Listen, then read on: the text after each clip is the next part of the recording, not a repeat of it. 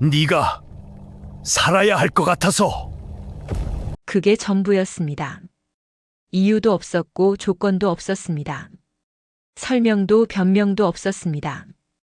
가난한 나무꾼이 폭풍 치는 강가에서 갓난 아이를 건져 올리며 한 선택은 그 짧은 한마디가 전부였습니다. 그러나 그 한마디가 두 사람의 평생을 바꾸어 놓았습니다. 세상에는 설명되지 않는 인연이 있습니다. 피로 이어진 것도 아니고 의무로 묶인 것도 아닌데 어떤 인연은 그 어떤 혈육보다 깊고 그 어떤 약속보다 단단합니다. 오늘 들려드릴 이야기는 그런 인연에 관한 것입니다. 버려진 아이 하나와 그 아이를 거두어 키운 사내 하나. 세상이 그들을 어떻게 대했는지, 그 두 사람이 서로를 위해 무엇을 내려놓았는지 그 긴 세월의 이야기입니다. 그 밤을 기억하는 사람은 아무도 없었습니다. 번개가 하늘을 찢고 강물이 둑을 넘을 듯 부풀어 오르던 밤. 빗속을 달리던 한 여인이 강가에 무릎을 꿇고 품 안의 아이를 작은 나무 상자에 눕혔습니다. 그리고 그 상자를 물 위에 올려놓았습니다. 그녀가 왜 그래야 했는지는 아직 말씀드릴 수 없습니다. 다만 그녀가 마지막으로 남긴 말은 이것뿐이었습니다. 부디 살아만 있어다오. 상자는 흘러갔습니다. 어둠 속으로 빛 속으로 강물을 따라 아래쪽으로. 그리고 강 아래 산기슭에 한 나무꾼이 그 상자를 건져 올렸습니다. 그 사내의 이름은 도현이었습니다. 가진 것이라고는 낡은 도끼 하나와 아버지에게 물려받은 연장 몇 가지가 전부인 사람이었습니다. 처자식도 없었고 기댈 연고도 없었습니다. 하루하루를 산에 올라 나무를 하고 장에 팔아 밥을 먹는 것이 그의 삶이었지요. 그런 그가 아이를 거두었습니다. 세상 사람들은 수군거렸습니다. 비웃었습니다. 문전박대를 했습니다. 남의 아이를 왜 키우느냐고, 제밥도 없는 주제에 무슨 짓이냐고. 도현은 그 모든 말을 들으면서도 아이를 놓지 않았습니다. 아이의 이름은 할인이었습니다. 세월은 흘렀습니다. 할인은 자랐습니다. 남다른 눈빛을 가진 소년으로, 사람의 마음을 읽는 총명한 청년으로. 그러나 세상은 그를 쉽게 내버려 두지 않았습니다. 부잣집 아들에게 모욕을 당하던 날 할인이 분노로 주먹을 쥐던 그 순간 도현이 먼저 무릎을 꿇었습니다. 아이를 지키기 위해 자존심도 체면도 아무것도 아깝지 않다는 듯. 그날 이후 할인은 결심했습니다. 이 사람을 이대로 살게 둘 수 없다고. 그러나 그 결심이 두 사람을 전혀 다른 방향으로 이끌게 될 줄은 그때는 알지 못했습니다.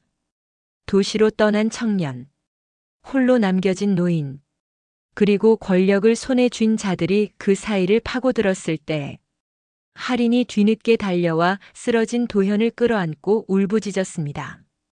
왜 말하지 않으셨어요? 도현은 힘겹게 웃었습니다. 그리고 말했습니다. 내가 잘 사는 게 더 중요하니까. 피 한 방울 섞이지 않은 두 사람이었습니다. 그러나 이 세상 어떤 혈육도 그들만큼 서로를 위해 모든 것을 내려놓지는 않았을 것입니다.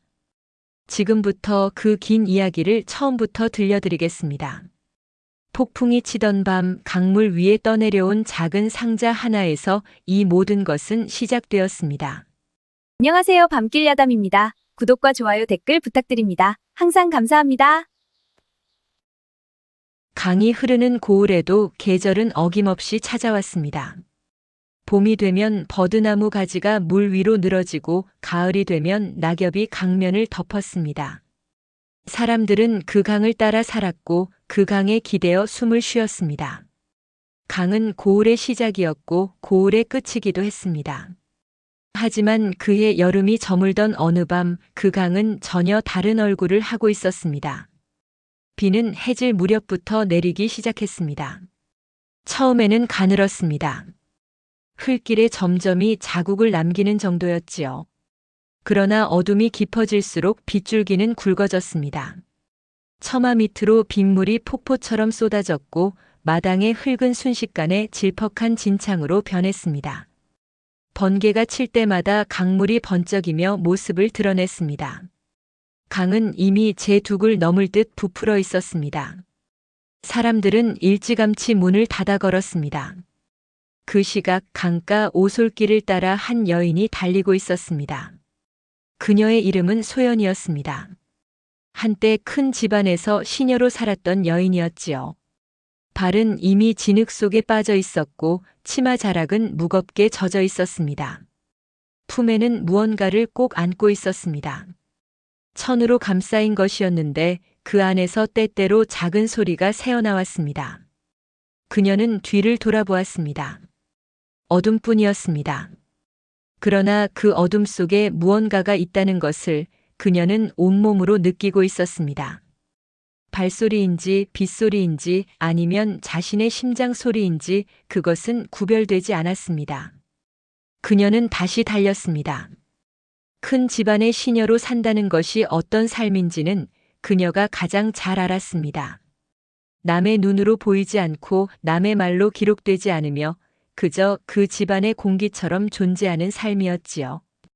그러나 어느 순간부터 그 집안의 공기는 그녀에게도 품 안의 아이에게도 더 이상 숨 쉴 수 있는 것이 아니었습니다. 결국 그녀는 강가에 멈춰 섰습니다. 발끝까지 강물이 차올라 있었습니다. 건너편은 보이지 않았습니다.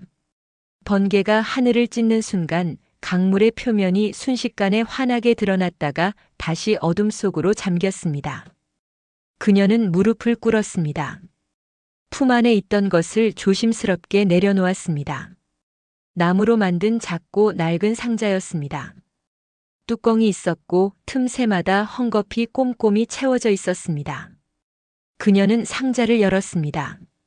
안에는 갓난아이가 있었습니다. 아이는 잠들어 있었는지 울고 있었는지 빗소리가 너무 커서 알 수 없었습니다. 그녀의 손이 떨렸습니다. 손끝에서부터 떨림이 시작되어 어깨까지 번졌습니다. 그녀는 오래도록 아이를 내려다보았습니다. 아무 말도 하지 않았습니다. 그저 그렇게 빗속에 무릎을 꿇은 채로 이윽고 그녀의 입술이 열렸습니다. 부디 살아만 있어다오. 그것이 전부였습니다. 더 이상의 말은 없었습니다. 그녀는 뚜껑을 닫고 상자를 강물 위에 올려놓았습니다. 물살은 거셌습니다.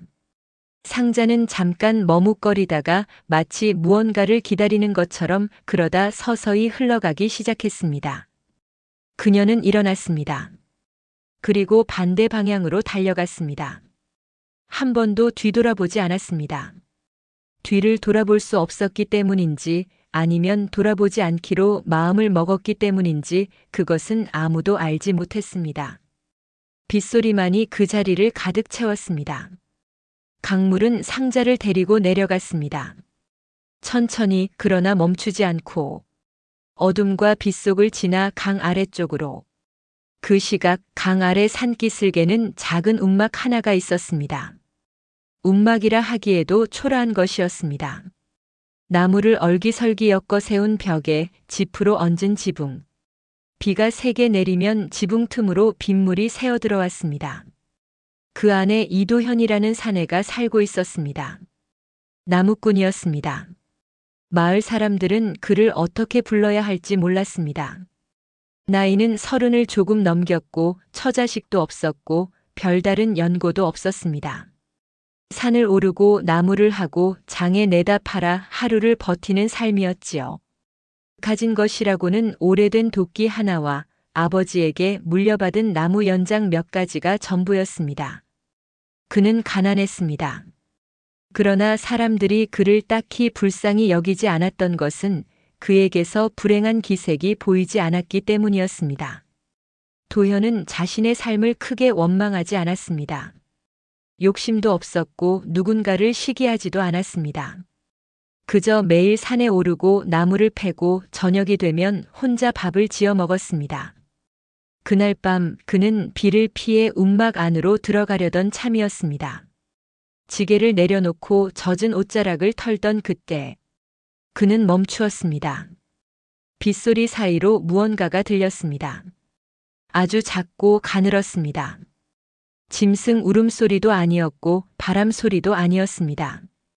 강 쪽에서 들려오는 것이었지요. 도현은 귀를 기울였습니다. 소리는 또 들렸습니다. 그는 지체 없이 강으로 향했습니다. 발목까지 차오른 물을 헤치며 걸었습니다. 빗속에서는 아무것도 보이지 않았습니다. 번개가 쳤습니다. 그 순간 강 언저리에 작은 무언가가 걸려있는 것이 눈에 들어왔습니다. 나무 상자였습니다. 갈대 사이에 걸린 것이었지요. 물살에 이리저리 흔들리면서도 아직 떠 있었습니다. 도현은 손을 뻗었습니다. 차갑고 미끄러운 상자를 건져 올렸습니다. 뚜껑을 열었습니다. 그 안에는 갓난아이가 있었습니다. 아이는 울고 있었습니다. 작고 붉은 얼굴로, 두 주먹을 꼭 쥐고 온몸으로. 도현은 한동안 서 있었습니다. 빗속의 강가에 아이를 품에 안은 채로. 그의 머릿속에는 여러 생각이 지나갔을 것입니다. 이 아이를 데려가면 무엇이 달라지는지, 이미 벅찬 하루하루가 더 무거워진다는 것을, 혼자 사는 사내가 갓난아이를 키운다는 것이 세상에서 어떻게 보이는지, 그 모든 생각이 지나가는 사이 아이가 움직였습니다. 작은 손이었습니다. 도현의 손가락을 향해 뻗어 있었습니다. 그리고 꼭 붙잡았습니다. 도현은 그 손을 오래 바라보았습니다. 그리고 아이를 더 깊이 품에 안았습니다. 그것이 전부였습니다. 그날 밤 그 강가에서 일어난 일은 그것이 전부였습니다. 그러나 그 선택이 이 두 사람의 삶을 그리고 훗날 수많은 사람들의 삶을 어떻게 바꾸어 놓게 될지 그 밤에 도현은 알지 못했습니다. 아이를 버린 여인이 왜 그 밤 강가까지 달려왔는지, 누구에게 쫓기고 있었는지, 그 아이가 어떤 핏줄에서 태어났는지 그것은 아직 강물 아래 가라앉아 있었습니다. 비는 밤새 그치지 않았습니다. 그날 밤 이후 도현의 삶은 조용히 달라졌습니다. 달라졌다고 해서 무언가 극적인 변화가 찾아온 것은 아니었습니다. 산은 여전히 그 자리에 있었고 나무는 여전히 패야했으며 장은 여전히 서는 날에 섰습니다. 그러나 움막으로 돌아오는 발걸음이 달랐습니다. 문을 열기 전 잠깐 멈추는 순간이 생겼습니다. 안에서 소리가 나는지 숨을 죽이고 귀를 기울이는 버릇이 생겼습니다. 아이는 거기 있었습니다. 언제나. 갓난아이를 혼자 돌본다는 것이 어떤 일인지 도현은 아무것도 몰랐습니다. 젖을 어떻게 먹여야 하는지, 울음의 종류가 왜 이렇게 다른지, 어떤 울음은 배가 고픈 것이고 어떤 울음은 아픈 것인지 처음에는 아무것도 구별하지 못했습니다. 밤새 아이를 안고 움막 안을 서성이다가 새벽이 되어서야 겨우 눈을 붙이는 날이 이어졌습니다. 그러면서도 도현은 산을 올랐습니다. 아이를 포대기에 싸서 등에 업은 채로 그는 여전히 나무를 했습니다. 달리 방법이 없었습니다.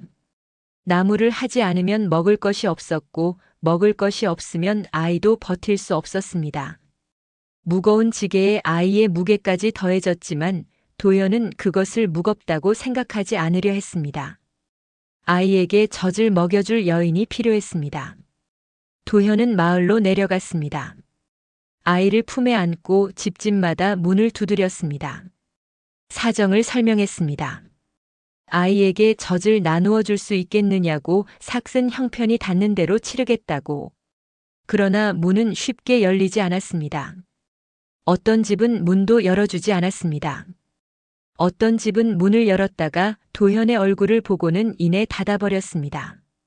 수군거리는 소리는 등 뒤에서 들렸습니다. 대놓고 하는 말도 있었습니다. 저 사내 미쳤어. 남의 애를 왜 키워? 도현은 그 말을 들으면서도 발걸음을 멈추지 않았습니다. 다음 집으로 또 다음 집으로.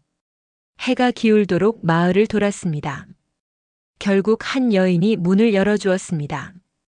갓 아이를 낳은 지 얼마 되지 않은 여인이었지요.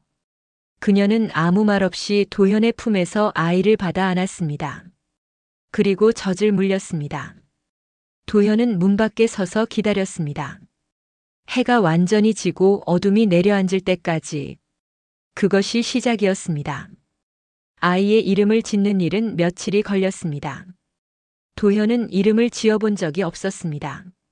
자식도 없었고 그런 일을 생각해 본 적도 없었지요. 그는 며칠 밤을 아이를 바라보며 생각했습니다. 그를 많이 아는 사람도 아니었고 뜻이 깊은 이름을 지을 학식도 없었습니다. 그래서 그냥 맑다는 뜻을 담았습니다. 할인. 이 아이가 살아갈 세상이 어떤 곳이든 적어도 이 아이만은 맑게 살았으면 한다는 마음이었지요. 도현이 그 이름을 처음 불렀을 때 아이는 눈을 깜빡였습니다. 알아들은 것인지 아닌지는 알 수 없었습니다. 그러나 도현은 그것으로 충분하다고 생각했습니다. 그날부터 아이는 할인이었습니다. 계절이 바뀌었습니다. 여름이 지나고 가을이 왔습니다. 가을이 지나고 겨울이 왔습니다. 겨울은 유독 길고 혹독했습니다. 산에서 내려오는 바람이 움막의 벽 틈을 파고들었고 지붕에서는 찬 공기가 스며 내려왔습니다. 도현은 집과 나뭇가지로 틈을 막고 낡은 옷가지를 덧대어 아이를 감쌌습니다. 자신은 얇은 것 하나를 걸치고 아이 곁에 누웠습니다. 체온으로 버티는 겨울이었습니다.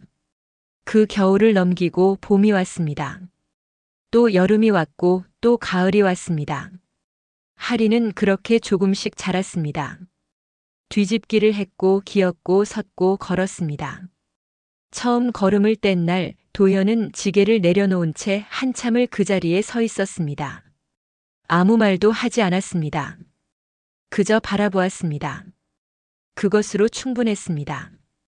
그러나 두 번째 겨울이 끝날 무렵 할인이 앓기 시작했습니다. 처음에는 기침이었습니다. 가볍다고 생각했습니다. 그러나 기침은 나흘이 지나도 멎지 않았고 닷새가 되던 날 밤부터 아이의 몸이 불덩이처럼 달아오르기 시작했습니다. 도현은 밤새 찬 물수건을 갈아 얹었습니다. 손으로 아이의 등을 쓸었습니다. 그러나 열은 내려가지 않았습니다. 마을의 의원을 찾아갔습니다. 의원은 아이를 들여다보더니 고개를 저었습니다. 약이 필요하다고 했습니다. 당장 쓸 수 있는 약재가 있기는 하지만 삭을 먼저 내야 한다고 했습니다. 도현은 빈손이었습니다. 그는 움막으로 돌아왔습니다. 그리고 한참을 앉아 있었습니다. 아이는 숨을 가쁘게 몰아쉬고 있었습니다. 도현은 구석에 쌓아둔 연장들을 바라보았습니다. 아버지에게 물려받은 것들이었습니다. 나무를 다듬는 데 쓰는 것들이었고 그것이 있어야 더 좋은 나무를 팔 수 있었습니다.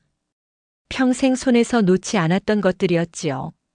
도현은 그것들을 들고 장으로 나갔습니다. 전부 내놓았습니다. 값을 깎으려는 사람에게 더 깎으라고 했습니다. 빨리 팔아야 했기 때문이었지요. 해가 지기 전에 약을 받아와야 했기 때문이었습니다. 그렇게 마련한 돈을 쥐고 의원을 다시 찾아갔습니다. 그날 밤 아이에게 약을 먹였습니다.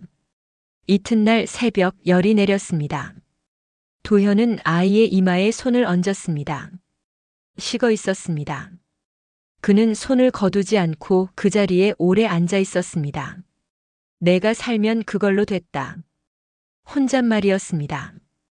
아이는 듣지 못했습니다. 잠들어 있었으니까요.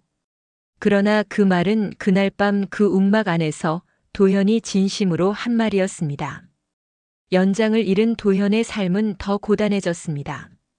나무를 다듬는 일이 더뎌졌고 파는 양도 줄었습니다. 그러나 그는 불평하지 않았습니다. 산을 더 부지런히 올랐습니다. 해가 뜨기 전에 올랐고 해가 지고 나서야 내려왔습니다. 하리는 그런 도현의 등을 보며 자랐습니다. 말은 아직 서툴렀지만 아이의 눈은 이미 많은 것을 담고 있었습니다. 도현이 지게를 내려놓을 때 하리는 곁으로 다가왔습니다. 작은 손으로 도현의 손을 잡았습니다. 그것이 무슨 의미인지 아이는 알지 못했을 것입니다. 그러나 도현은 알았습니다. 그 손의 온기가 그 모든 고단함을 버티게 하는 것이었다는 것을. 훗날 이 아이가 자라 세상으로 나아갈 때 그 세상이 이 아이를 어떻게 대할지 도연은 아직 알지 못했습니다. 그저 지금 이 손을 놓지 않는 것만이 자신이 할 수 있는 전부라고 생각했습니다. 그러나 세상은 이미 천천히 움직이고 있었습니다. 봄이 3번 오고 3번 갔습니다. 하리는 걷고 뛰고 넘어지고 다시 일어났습니다. 말을 배웠고 웃음을 배웠습니다. 도현은 그 모든 것을 곁에서 지켜보았습니다. 크게 기뻐하거나 크게 슬퍼하는 법이 없는 사람이었지만 하린이 처음 그를 향해 2팔을 벌리던 날만큼은 도현도 한동안 말을 잃었습니다. 그러나 세상은 그 움막 안의 온기와는 다른 온도를 가지고 있었습니다. 마을 사람들은 여전히 그들을 비스듬히 바라보았습니다. 노골적으로 적대하는 이는 줄었지만 그렇다고 따뜻하게 받아들이는 이도 없었습니다. 도현이 장에 나가 나무를 팔 때면 사람들은 가격을 더 후하게 깎으려 했습니다. 혼자 사는 나무꾼이 거절할 수 없다는 것을 알기 때문이었지요. 도현은 군말 없이 깎아주었습니다. 다투어봤자 돌아오는 것은 없었고 그 시간에 산을 한 번 더 오르는 편이 나았습니다. 하린을 데리고 다니기 시작하면서부터 일은 더 복잡해졌습니다. 아이가 크면서 도현 혼자 움막에 두기가 어려워졌습니다.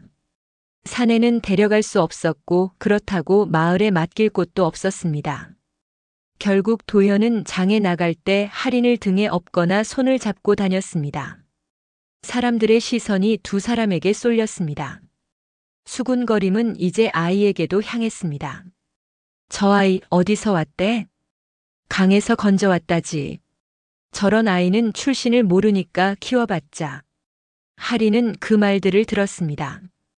아이가 어디까지 알아듣는지 도현은 가늠할 수 없었습니다. 그러나 장에서 돌아오는 길 하린이 유독 조용해지는 날이 있었습니다. 손을 꼭 쥔 채 아무 말도 하지 않는 날이 있었습니다. 도현은 그런 날 아이의 손을 더 단단히 잡았습니다.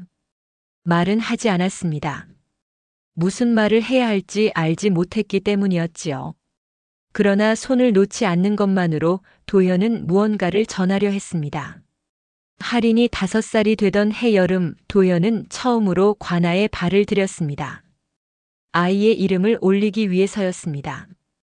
이름이 없으면 사람 취급을 받지 못하는 것이 세상의 이치였습니다. 관아의 문서에 이름이 올라야 비로소 이 아이는 이 고을의 사람이 될 수 있었지요.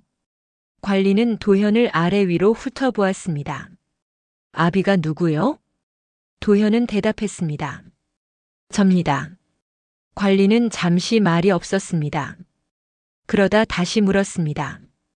친자요? 도현은 대답하지 않았습니다. 대답하는 대신 조용히 아이를 내려다보았습니다. 하린은 도현의 손을 잡고 서 있었습니다. 관아의 서늘한 공기 속에서 눈을 크게 뜨고 이윽고 도현이 입을 열었습니다. 이 아이의 아비는 접니다. 관리는 긴 침묵 끝에 붓을 들었습니다. 더 묻지 않았습니다. 문서에 이름이 적혔습니다. 하린. 그리고 그 아비의 이름으로 도현이 올랐습니다. 그날 관아를 나오면서 도현은 오래 걷지 않고 멈추었습니다. 그리고 하린의 얼굴을 들여다보았습니다. 아이는 여전히 그의 손을 잡고 있었습니다. 도현은 아무 말도 하지 않았습니다. 그것으로 충분하다고 생각했기 때문이었지요. 그러나 이름이 올라간다고 해서 세상의 시선이 달라지는 것은 아니었습니다. 하린이 6살이 되던 가을, 도현은 마을의 서당에 찾아갔습니다. 아이를 가르쳐달라는 청이었습니다. 서당의 훈장은 도현을 보더니 대뜸 물었습니다. 이 아이 네 집 자손이요? 도현이 대답하려는 순간 훈장이 먼저 말을 이었습니다. 출신을 모르는 아이는 받기 어렵소. 다른 아이들에게도 좋지 않고. 도현은 고개를 숙였습니다. 더 말하지 않았습니다. 하린의 손을 잡고 서당 마당을 나왔습니다. 돌아오는 길은 멀었습니다. 하린은 내내 말이 없었습니다. 도현도 말이 없었습니다. 2 사람은 그렇게 나란히 걸었습니다. 해가 저물고 산 그림자가 길게 늘어지는 길을 웅막에 도착한 뒤 도현은 아궁이에 불을 지폈습니다. 밥을 지었습니다. 할인에게 밥을 먹였습니다. 그리고 아이가 잠든 뒤 도현은 오래도록 불 앞에 앉아 있었습니다. 그는 그날 밤 스스로에게 물었을 것입니다. 이 아이를 어떻게 키워야 하는지, 세상이 이 아이를 이렇게 대한다면 자신이 해줄 수 있는 것이 무엇인지, 나무꾼으로 사는 자신이 이 아이에게 무엇을 줄 수 있는지 답은 없었습니다. 그러나 도현은 다음 날 아침 다시 다른 서당을 찾아갔습니다. 세 곳에서 거절당했습니다. 네 번째 서당의 훈장은 늙고 귀가 어두운 사람이었습니다. 그는 도현의 말을 반쯤 듣더니 고개를 끄덕이고는 말했습니다. 아이가 성실하면 되는 거지 출신이 다 무슨 소용이요. 도현은 그 말을 듣고 잠시 멈추었습니다. 그리고 조용히 고개를 숙였습니다. 할인은 그렇게 글을 배우기 시작했습니다. 훈장은 귀가 어두웠지만 글을 가르치는 데는 엄격했습니다. 할인은 불평 없이 배웠습니다. 도현이 산에서 내려오는 저녁이면 할인은 그날 배운 글자를 흙바닥에 써서 보여주었습니다. 도현은 글을 읽지 못했습니다.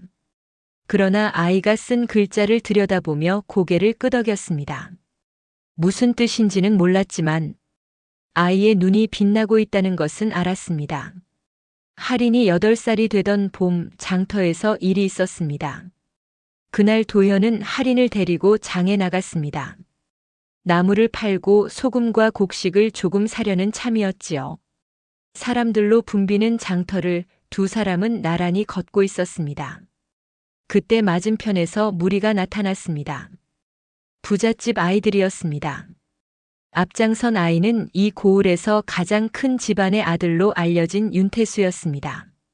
나이는 할인과 비슷했지만 입은 옷과 걷는 태도가 달랐습니다.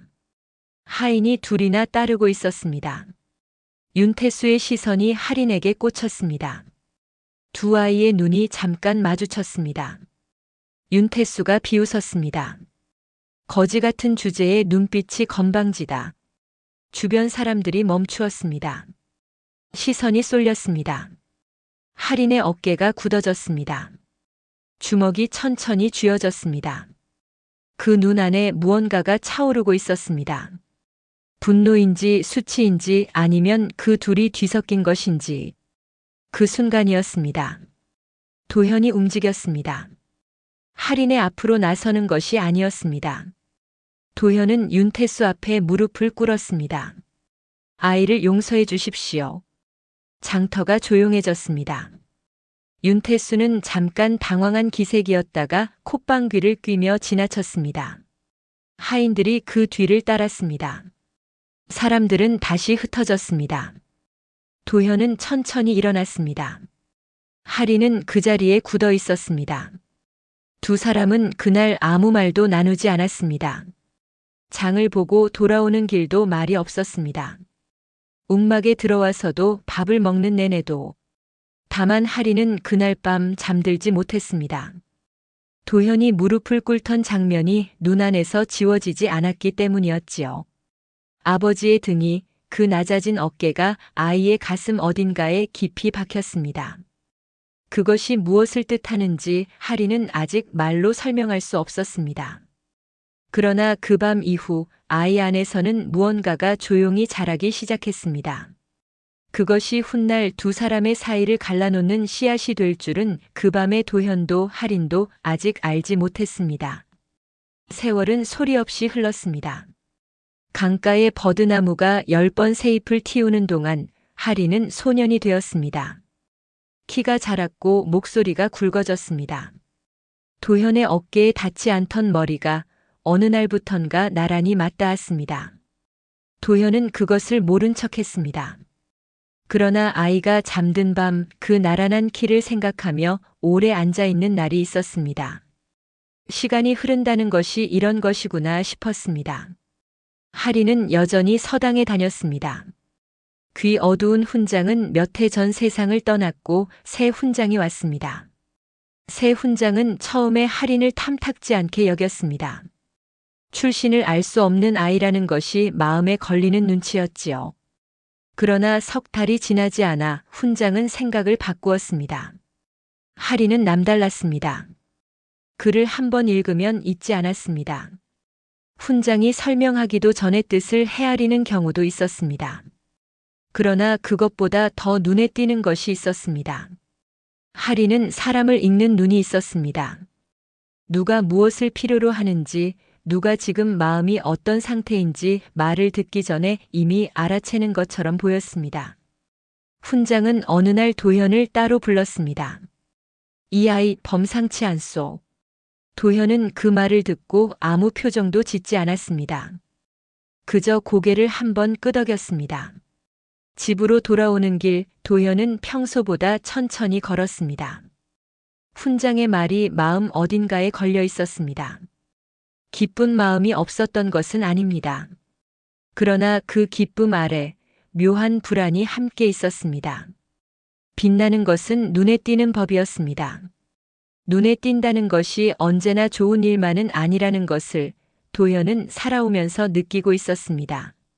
할인의 남다름은 사람에게만 향하지 않았습니다. 어느 봄날 도현이 산에서 내려오다 멈춘 것은 할인이 산 중턱 바위 위에 앉아 있는 것을 보았기 때문이었습니다. 아이 곁에는 노루 한 마리가 있었습니다. 도망가지 않고 그 자리에 서서 할인을 바라보고 있었습니다. 할인은 손을 뻗지 않았습니다. 그저 조용히 앉아 있었습니다. 노루도 움직이지 않았습니다. 두 존재가 그렇게 말없이 같은 공기를 나누고 있었습니다. 도현은 발소리를 죽이고 멀찍이 서서 바라보았습니다. 얼마나 그렇게 있었는지 모릅니다. 이윽고 노루가 천천히 몸을 돌려 숲속으로 사라졌습니다. 할인은 그것을 눈으로 줬다가 문득 도현이 서 있다는 것을 알아채고 돌아보았습니다. 두 사람의 눈이 마주쳤습니다. 도현은 아무 말도 하지 않았습니다. 할인도 아무 말도 하지 않았습니다. 두 사람은 그렇게 나란히 산을 내려왔습니다. 그날 저녁 밥을 먹으면서도 그 이야기는 나오지 않았습니다. 그러나 도현은 그 장면을 오래 기억했습니다. 이 아이 안에 있는 것이 자신이 줄 수 있는 것보다 훨씬 크다는 것을 그 봄날 처음으로 어렴풋이 느꼈습니다. 마을 사람들도 조금씩 달라졌습니다. 할인이 10살이 넘어서면서부터였습니다. 처음 변화를 보인 것은 장터의 상인들이었습니다. 할인이 지나가면 말을 걸어오는 사람이 생겼습니다.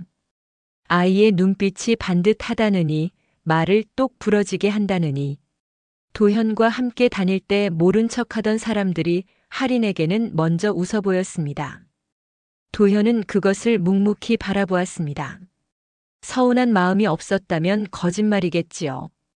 그러나 그보다 더 큰 마음이 있었습니다. 이 아이가 세상과 이어지고 있다는 것. 자신이 끝내 열어주지 못했던 문이 아이 스스로 조금씩 열리고 있다는 것. 그것으로 충분하다고 도현은 생각했습니다. 어느 날은 이런 일도 있었습니다. 마을 어귀에서 길을 잃고 울고 있던 어린아이가 있었습니다. 지나가던 사람들이 힐끗 보고는 지나쳤습니다. 할인은 걸음을 멈추었습니다. 쭈그려 앉아 아이의 눈높이에서 말을 걸었고 잠시 후 아이의 손을 잡고 집을 찾아 데려다 주었습니다. 그 집 어머니는 눈물을 글썽이며 고맙다고 했습니다. 할인은 별것 아니라는 듯 고개를 숙이고 돌아왔습니다. 도현은 그것을 멀리서 보고 있었습니다. 그는 그날 나무를 패면서 유독 오래 일했습니다. 해가 완전히 져도 멈추지 않았습니다. 무언가를 생각하고 있었는지 아니면 아무 생각도 하지 않으려 했는지 그것은 알 수 없었습니다. 그러나 세상이 할인을 좋게만 보기 시작한 것은 아니었습니다. 빛이 드러나면 그림자도 따라오는 법이었습니다. 할인이 총명하다는 소문이 마을에 퍼지면서부터 불편한 시선도 생겨났습니다. 특히 윤태수 쪽에서였습니다. 어릴 때 장터에서 있었던 일을 기억하는지 윤태수는 할인을 볼 때마다 입가에 비웃음을 머금었습니다. 같은 서당에 다니게 된 뒤로는 그 불편함이 더 노골적으로 드러났습니다. 훈장 앞에서 할인이 답을 먼저 말하는 날이면 윤태수의 눈빛이 달라졌습니다. 아이들 사이에서 오가는 말들이 있었습니다. 할인의 귀에도 들렸습니다.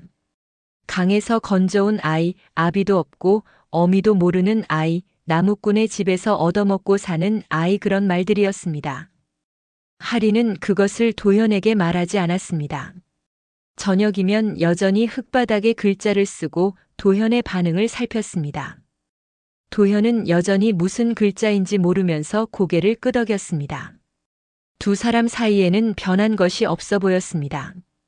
그러나 할인의 안에서는 무언가가 단단하게 굳어가고 있었습니다.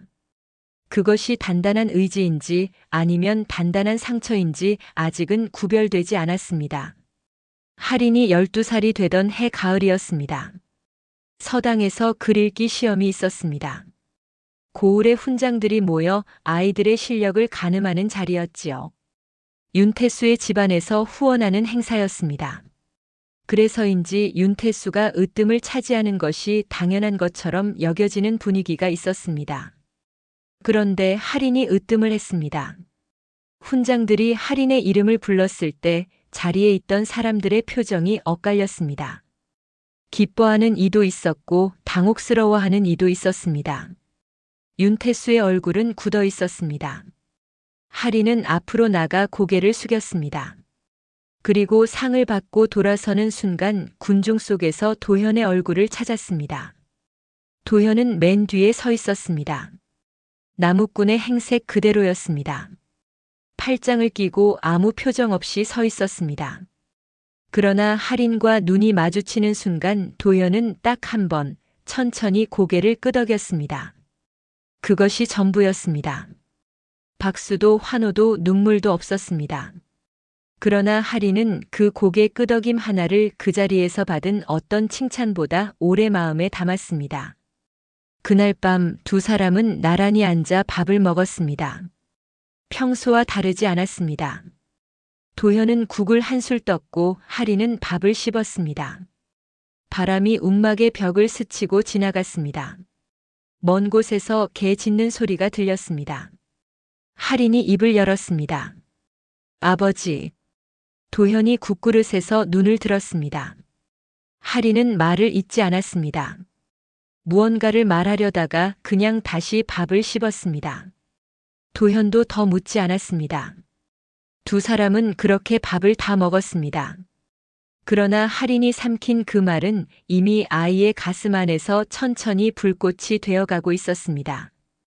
도현을 이 삶에서 꺼내겠다는 마음이 그날 밤부터 조용히 타오르기 시작했습니다. 그 불꽃이 결국 두 사람을 서로 다른 방향으로 이끌게 된다는 것을 그 가을밤의 도현은 아직 알지 못했습니다. 그해 겨울은 유독 일찍 찾아왔습니다. 첫눈이 내리던 날 할인은 도현 앞에 앉았습니다. 밥상을 사이에 두고 마주 앉은 것이었습니다. 도현은 할인의 얼굴을 보는 순간 무언가 다르다는 것을 느꼈습니다. 눈빛이었습니다. 평소와 같은 눈이었지만 그 안에 무언가가 이미 결정되어 있었습니다. 오래 품어온 것이 마침내 밖으로 나오려는 눈빛이었습니다. 할인이 말했습니다. 아버지, 저 큰 도시로 나가겠습니다. 도현은 젓가락을 내려놓았습니다. 서두르지 않았습니다.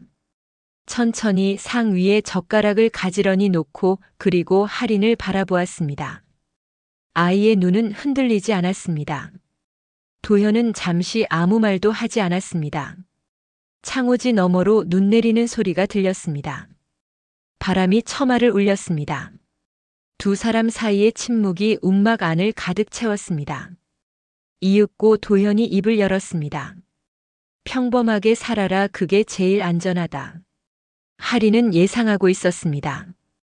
도현이 반대할 것이라는 것을. 그러나 실제로 그 말을 들었을 때 가슴 어딘가가 서늘하게 가라앉는 것을 느꼈습니다. 할인은 숨을 골랐습니다. 그리고 다시 말했습니다. 아버지를 이렇게 살게 둘 수는 없습니다. 도현의 눈썹이 미세하게 움직였습니다. 그러나 표정은 달라지지 않았습니다. 나는 괜찮다. 괜찮지 않습니다. 두 사람의 목소리는 높아지지 않았습니다. 그러나 그 나직한 말들 사이에 오랫동안 쌓여온 것들이 흐르고 있었습니다. 하리는 도현이 장터에서 무릎을 꿇던 날을 말하지 않았습니다. 겨울마다 얇은 것 하나 걸치고 아이 곁에 누웠던 밤들을 말하지 않았습니다. 연장을 팔던 날을 말하지 않았습니다. 말하지 않아도 그 모든 것이 그 자리에 있었습니다. 도현도 알고 있었습니다. 할인이 무엇을 보았는지, 무엇을 기억하는지. 그러나 도현에게 그 세월은 힘든 것이 아니었습니다. 적어도 도현에게는 그랬습니다. 산을 오르고 나무를 패고 아이가 잠든 얼굴을 보는 것, 그것이 도현의 하루였고 도현의 삶이었습니다. 그것을 바꾸어야 할 이유를 도현은 찾지 못했습니다. 내가 여기 있으면 된다.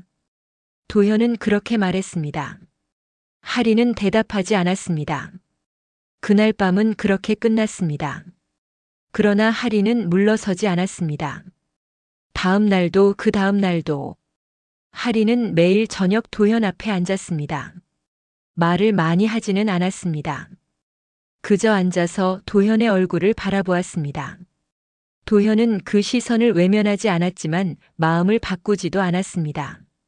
두 사람은 그렇게 며칠을 보냈습니다. 겉으로는 평소와 다르지 않았습니다.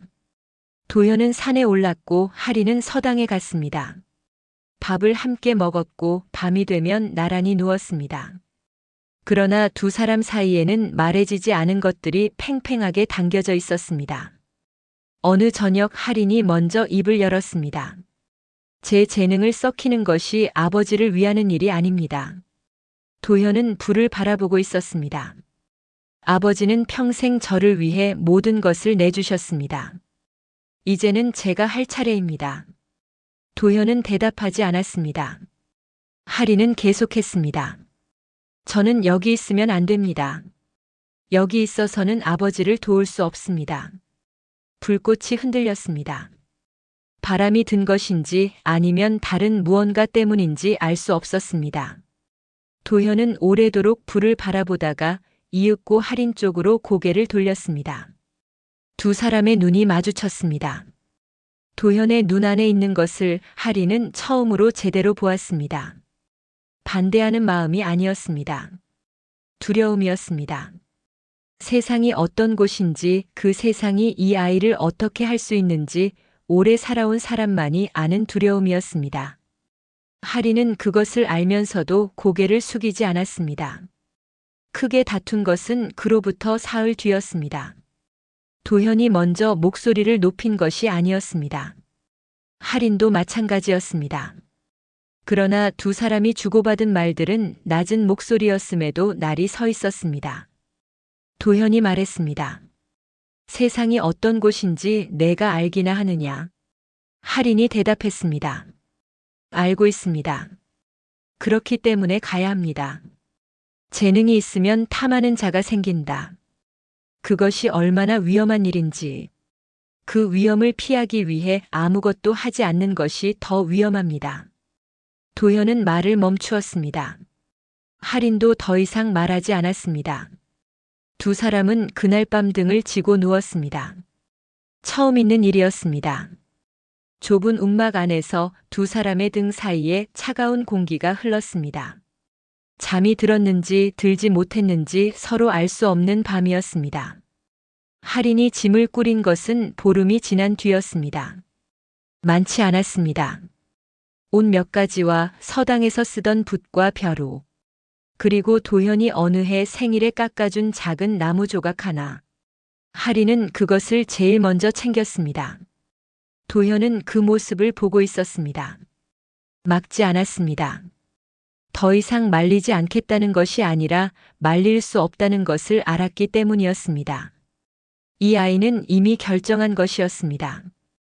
그 결정이 얼마나 오래 전부터 시작된 것인지 도현은 알고 있었습니다. 장터에서 무릎을 꿇던 날부터였는지도 모른다고 도현은 생각했습니다. 하린이 보찜을 메고 문 앞에 섰습니다. 도현은 자리에서 일어나지 않았습니다. 아궁이 앞에 앉은 채로 불을 바라보고 있었습니다. 다녀오겠습니다. 할인의 목소리는 떨리지 않았습니다. 도현은 대답하지 않았습니다. 할인은 잠시 그 자리에 서 있었습니다. 도현의 등을 바라보았습니다. 그 등이 얼마나 많은 것을 져왔는지 할인은 알고 있었습니다. 그리고 그 등에 지워진 것들 중 하나가 바로 자신이었다는 것도. 할인은 돌아서서 문을 열었습니다. 찬 바람이 밀려들었습니다. 문이 닫혔습니다. 도현은 오래도록 움직이지 않았습니다. 불은 조금씩 작아졌습니다. 장작을 더 넣어야 했지만 도현은 그러지 않았습니다. 그저 작아지는 불을 바라보았습니다. 움막 안이 점점 어두워졌습니다. 차가워졌습니다. 밖에서는 바람 소리가 들렸습니다. 할인이 걸어가고 있을 길을 도현은 머릿속에 그렸습니다. 마을을 지나고 고을 어귀를 벗어나고 큰 길로 접어드는 그 길을. 도현은 그 길을 한 번도 가보지 않았습니다. 그러나 그 길이 어디로 이어지는지는 알았습니다. 세상으로 가는 길이었습니다. 이 아이를 삼킬 수도 있고 이 아이를 빛나게 할 수도 있는 그 세상으로 가는 길. 도현은 그날 밤 혼자 남아 오래도록 울었습니다. 소리 없이 울었습니다. 어깨를 들썩이거나 손으로 얼굴을 가리거나 하지 않았습니다. 그저 눈물이 흘렀습니다. 식어가는 아궁이 앞에서 점점 어두워지는 움막 안에서 얼마나 그렇게 있었는지 모릅니다. 이윽고 도현은 일어났습니다. 장작을 집어 불에 넣었습니다. 불이 다시 살아났습니다. 움막 안이 조금씩 밝아졌습니다. 도현은 물을 올렸습니다. 혼자 먹을 저녁을 지었습니다. 평소와 다르지 않게. 그러나 밥상에는 자리가 하나 비어 있었습니다. 도현은 그 빈자리를 보지 않으려는 듯 고개를 숙이고 밥을 먹었습니다. 천천히 끝까지. 그것이 도현이 할 수 있는 전부였습니다. 할인이 떠난 뒤 도현의 하루는 달라지지 않았습니다. 산에 올랐고 나무를 했고 장에 내다 팔았습니다. 해가 뜨면 일어났고 해가 지면 돌아왔습니다. 움막 문을 열기 전 잠깐 멈추는 버릇은 그러나 여전히 남아 있었습니다. 안에서 소리가 나는지 귀를 기울이는 그 순간이. 소리는 들리지 않았습니다. 언제나. 도현은 그것을 알면서도 매번 멈추었습니다. 그렇게 봄이 왔습니다. 강가의 버드나무가 다시 새 잎을 틔웠습니다. 도현은 산에서 내려오다 그것을 보았습니다. 할인이 처음 걸음을 뗐던 봄이 떠올랐습니다. 처음 서당에 가던 봄이 떠올랐습니다. 그리고 지금 할인이 없는 봄. 도현은 잠깐 그 자리에 서 있다가 다시 걸었습니다. 아이가 세상에서 무엇을 마주하고 있는지 도현은 알지 못했습니다. 잘 먹고 있는지 잠은 자는지 누군가 그 아이를 함부로 대하지는 않는지 아무것도 알 수 없었습니다. 다만 한 가지만 알고 있었습니다. 그 아이가 어디에 있든 자신이 처음 그 손을 잡았을 때의 마음은 단 한 번도 달라진 적이 없다는 것을. 그러나 도현이 모르는 것이 있었습니다. 할인이 도시에서 이름을 알려가는 동안 그 이름이 원하지 않는 눈길을 끌어당기고 있다는 것을. 그리고 그 눈길이 머지않아 이 산기슭의 낡은 움막 앞에까지 닿게 된다는 것을. 봄볕은 따뜻했습니다. 그러나 그 따뜻함 아래 무언가가 조용히 움직이고 있었습니다. 도시는 크고 낯선 곳이었습니다. 할인이 처음 그 거리에 발을 들였을 때 사람들은 저마다 바쁘게 움직이고 있었습니다. 아무도 할인을 보지 않았습니다. 아무도 할인에게 관심을 두지 않았습니다. 고을에서라면 나무꾼의 아이라는 시선이 먼저 왔겠지만 여기서는 달랐습니다. 이 도시는 할인이 누구인지 알지 못했습니다. 그것이 처음에는 두렵게 느껴졌습니다. 그러나 곧 그것이 오히려 자유라는 것을 알았습니다. 할인은 움직였습니다. 닥치는 대로 일을 찾았습니다. 글을 쓸 줄 안다는 것이 먼저 도움이 되었습니다. 상인들의 장부를 정리해 주었고 편지를 대신 써주었습니다. 그러다 할인의 또 다른 감각이 드러나기 시작했습니다. 사람의 마음을 읽는 눈이었지요. 어느 상인과 어느 상인 사이에 갈등이 생겼을 때 할인은 그 사이를 중재했습니다. 어느 쪽이 무엇을 원하는지, 어느 쪽이 무엇을 양보할 수 있는지 할인은 짧은 대화만으로도 그것을 헤아렸습니다. 소문은 소문을 불렀습니다. 처음에는 작은 소문이었습니다. 글 잘 쓰는 젊은이가 있다는 소문. 그 다음에는 조금 더 커진 소문이었습니다. 사람의 마음을 잘 읽는다는 소문.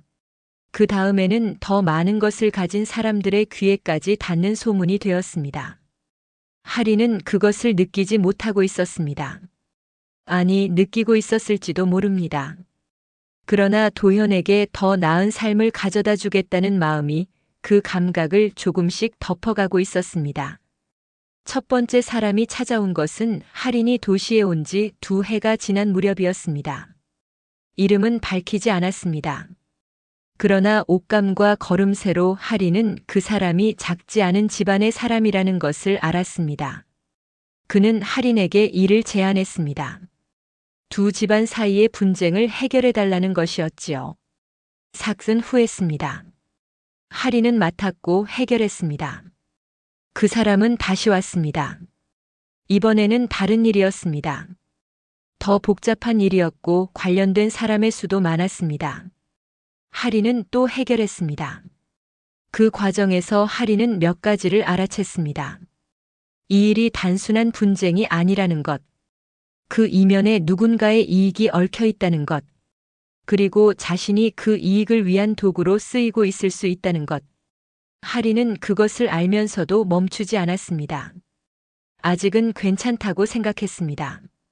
아직은 스스로가 선을 그을 수 있다고 생각했습니다. 그러나 세상의 이치는 그렇지 않았습니다. 한번 발을 들인 물은 스스로 빠져나오기 어려운 법이었습니다. 두 번째 사람이 나타난 것은 그로부터 얼마 지나지 않아서였습니다. 이 사람은 이름을 밝혔습니다. 고을의 권세가였습니다. 그가 원하는 것은 더 직접적이었습니다. 할인의 능력을 자신의 편에 두고 싶다고 했습니다.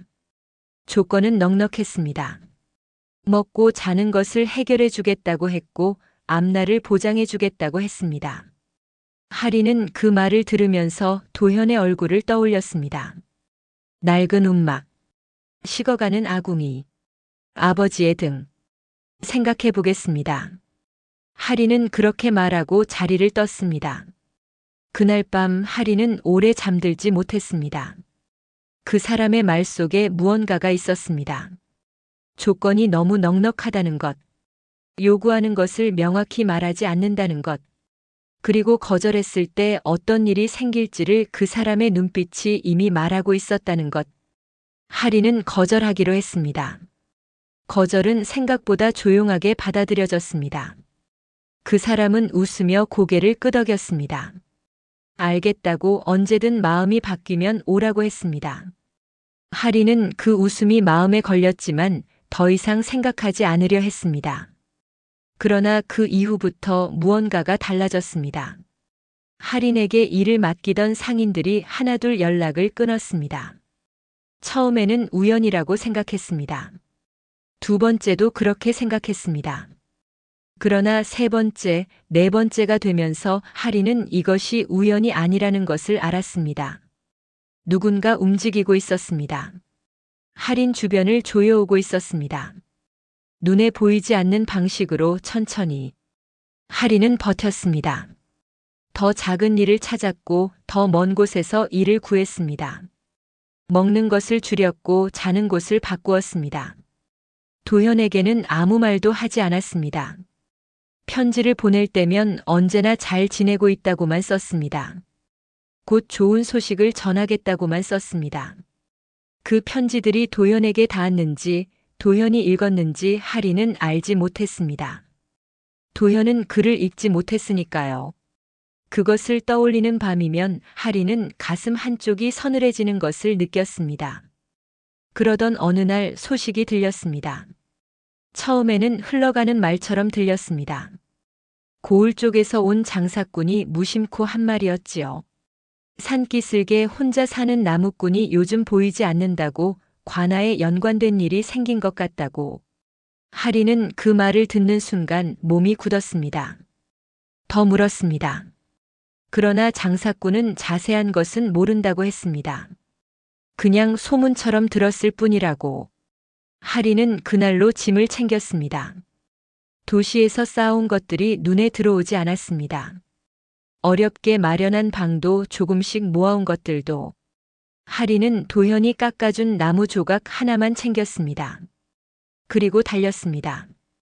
오던 길을 거슬러 고을로. 산기슭에 도착했을 때는 해가 기울어 있었습니다. 움막은 그 자리에 있었습니다. 그러나 문이 열려 있었습니다. 안에서 불빛이 새어나오지 않았습니다. 하리는 다른 박질로 문 앞에 섰습니다. 그리고 멈추었습니다. 도현이 있었습니다. 바닥에 쓰러져 있었습니다. 숨은 쉬고 있었지만 얼굴빛이 좋지 않았습니다. 몸에 상처가 있었습니다. 누군가 다녀간 흔적이 움막 안에 남아 있었습니다. 뒤집힌 물건들, 흩어진 것들. 하리는 도현 곁에 무릎을 꿇었습니다. 그리고 떨리는 손으로 도현의 어깨를 잡았습니다. 도현이 눈을 떴습니다. 하린의 얼굴을 보았습니다. 그리고 희미하게 웃었습니다. 그 웃음이었습니다. 하린이 아무리 달래도 아무리 다그쳐도 걱정을 표현하는 법을 몰랐던 그 사람의 웃음이 지금 이 순간에도 바닥에 쓰러진 채로 웃고 있는 그 얼굴이. 하린은 도현을 끌어안았습니다. 그리고 울부짖었습니다. 왜 말하지 않으셨어요? 움막 안이 그 소리로 가득 찼습니다. 저녁 바람이 열린 문으로 들어왔습니다. 흩어진 것들 사이에서 두 사람은 그렇게 붙어 있었습니다. 도현은 하린의 등에 천천히 손을 얹었습니다. 그 손은 여전히 거칠었습니다. 수십 년 나무를 패온 손이었습니다. 하린을 처음 품에 안았던 그 손이었습니다. 도현은 힘겹게 입을 열었습니다. 내가 잘 사는 게 더 중요하니까. 하린은 대답하지 않았습니다. 대답할 수 없었습니다. 그 말이 얼마나 오래된 마음에서 나온 것인지 하린은 알고 있었기 때문이었습니다. 강물에 띄워 보내진 날부터, 장터에서 무릎을 꿇던 날부터, 연장을 팔던 날부터 도현은 언제나 그 마음 하나로 살아온 사람이었습니다. 그것을 이제와 무어라 말할 수 있겠습니까? 그날 밤 하린은 도현 곁을 떠나지 않았습니다. 상처를 씻겼습니다. 물을 끓여 약을 다렸습니다. 식은 움막에 불을 지폈습니다. 오래 꺼져 있던 아궁이가 다시 살아나면서 움막 안이 조금씩 따뜻해졌습니다. 도현은 눈을 감았습니다. 하린은 도현의 곁에 앉아서 그 얼굴을 오래 바라보았습니다. 주름이 늘었습니다. 머리카락이 휘어져 있었습니다. 손등에는 오래된 흉터들이 있었습니다.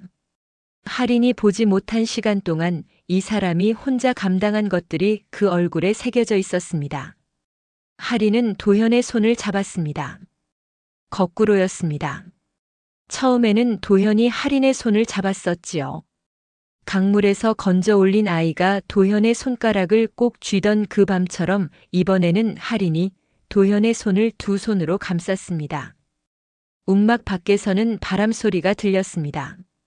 강은 여전히 그 자리에서 흐르고 있었습니다. 그러나 하린의 마음 안에서는 이미 무언가가 결정되고 있었습니다. 도현이 잠든 얼굴을 보면서 하린은 조용히 생각하고 있었습니다. 권력도 명예도 도시에서 쌓아온 것도 그 무엇도 이 사람 앞에서는 아무런 무게가 되지 않는다는 것을. 그 결정이 무엇을 뜻하는지 다음 날 아침이 밝으면 세상이 어떻게 반응할지 하린은 알고 있었습니다. 그럼에도 손을 놓지 않았습니다. 아침이 밝았습니다. 움막 안으로 햇살이 가늘게 들어왔습니다. 창호지 틈 사이로 먼지가 빗속에서 천천히 떠다녔습니다. 도현은 여전히 누워 있었고 하린은 그 곁에 앉은 채로 밤을 넘겼습니다. 잠들었는지 뜬 눈으로 지새웠는지 할인 자신도 알지 못했습니다. 다만 날이 밝았을 때 도현의 손을 잡은 손이 여전히 그 자리에 있었습니다. 그것만은 알았습니다. 도현이 눈을 떴습니다. 천장을 바라보다가 고개를 돌려 할인을 보았습니다. 아무 말도 하지 않았습니다. 할인도 말하지 않았습니다.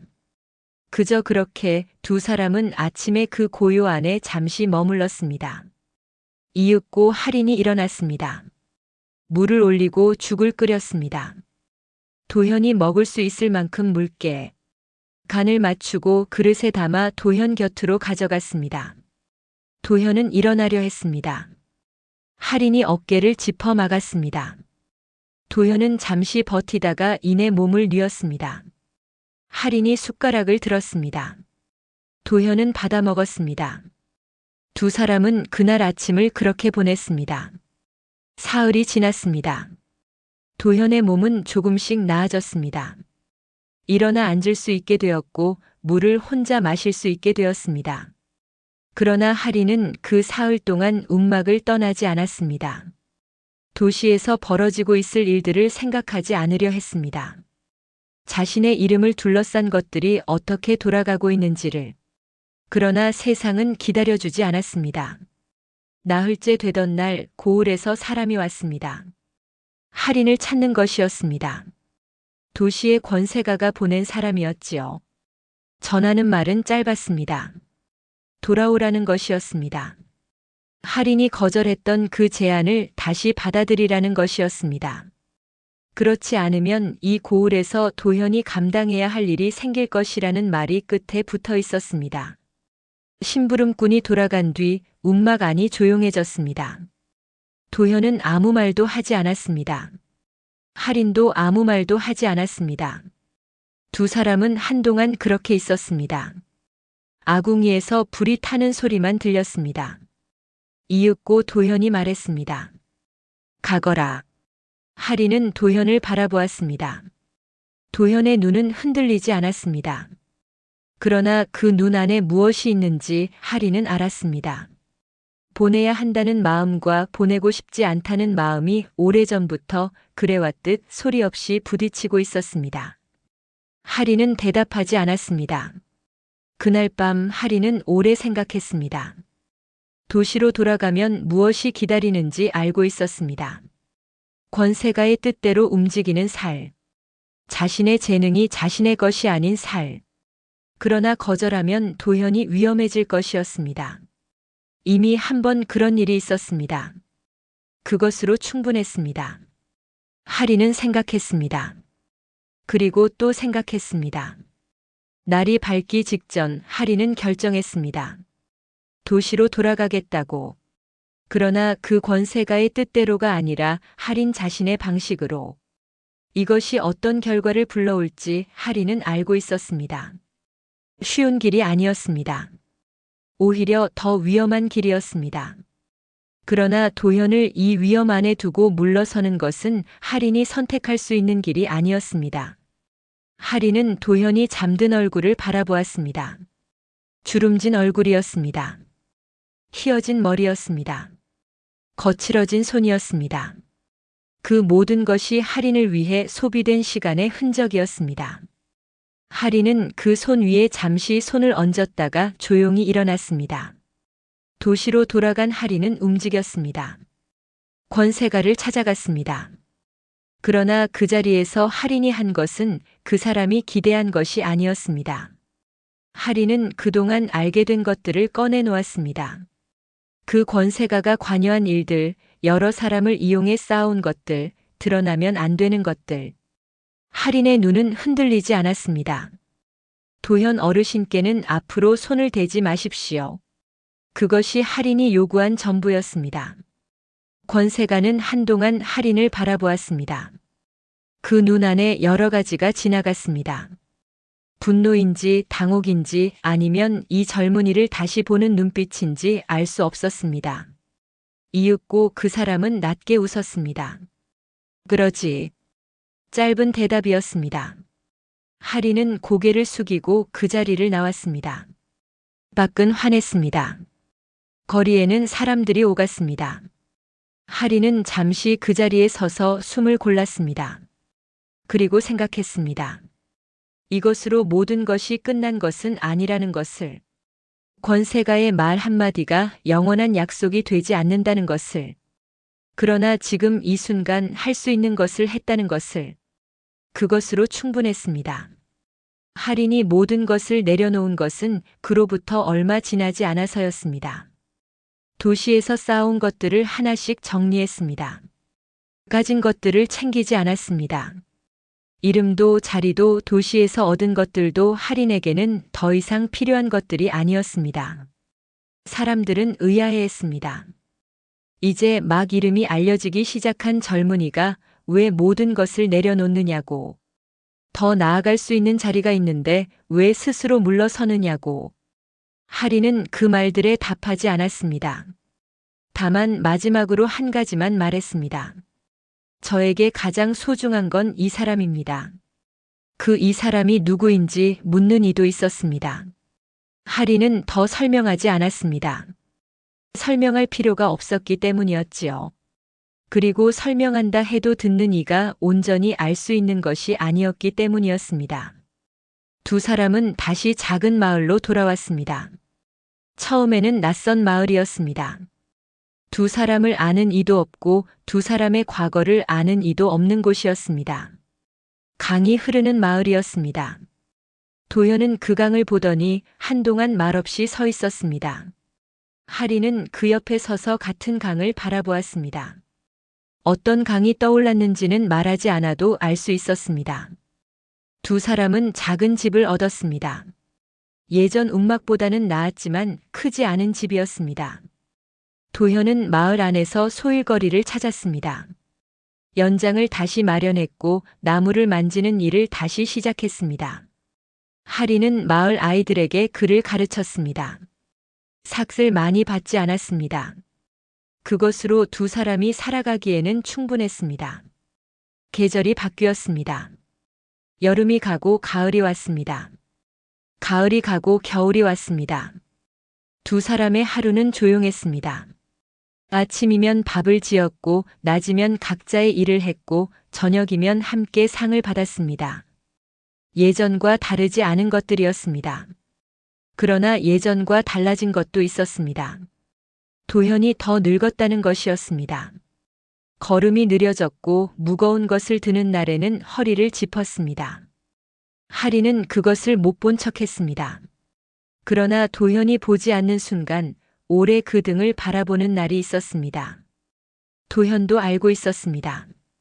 할인이 보고 있다는 것을. 그러나 서로 말하지 않았습니다. 말하지 않아도 알고 있다는 것을 두 사람은 알고 있었습니다. 어느 저녁이었습니다.